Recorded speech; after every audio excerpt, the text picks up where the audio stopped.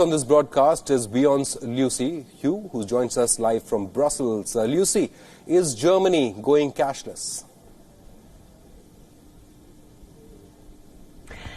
Yes, so that appears to be the case, and certainly that's being mirrored in a number of European countries that, you know, using cards for all transactions does reduce the risk. We know that the virus has the potential to spread on things like banknotes. Particularly here in Brussels, we're starting to notice that a number of businesses, as well as implementing things like plexiglass screens and hand sanitizer on counters, they're also encouraging customers to pay with card as much as possible, and also to use contactless payments as opposed to typing in one's PIN.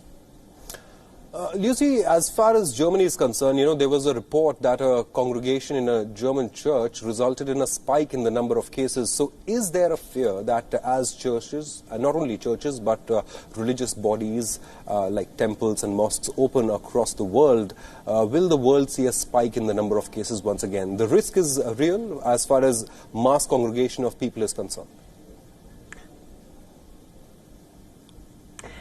I think it's certainly a fear that is being shared by governments around the world as mass gatherings begin to open. And you know, I think the role of institutions like churches has been interesting in all of this. Clearly, this is a stressful and difficult time for citizens living under strict lockdown conditions, and religion can offer some solace, but with churches, mosques and temples closed, people have been relying on online services, for example, which is perhaps not sufficient. So as we start to see returning to their places of worship, and as you say, that incident in a German church, you know, certainly in Italy, this is very much a fear.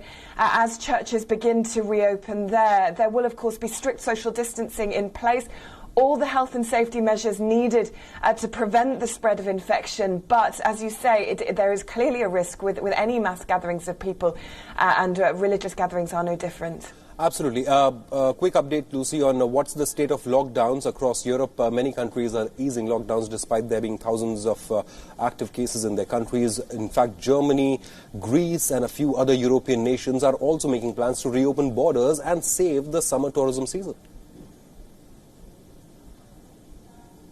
Of COVID-19 risk rather than international China's, for example, say Asia. So we've also got some developments in Spain, where its two biggest cities, Madrid and Barcelona, have reopened 2 weeks after the rest of the country because of higher levels of risk of the virus. From today, Monday, people can meet up in groups of 10 on the terraces of bars and restaurants. Major parks have also been able to reopen as well. So, yeah, we are shifting.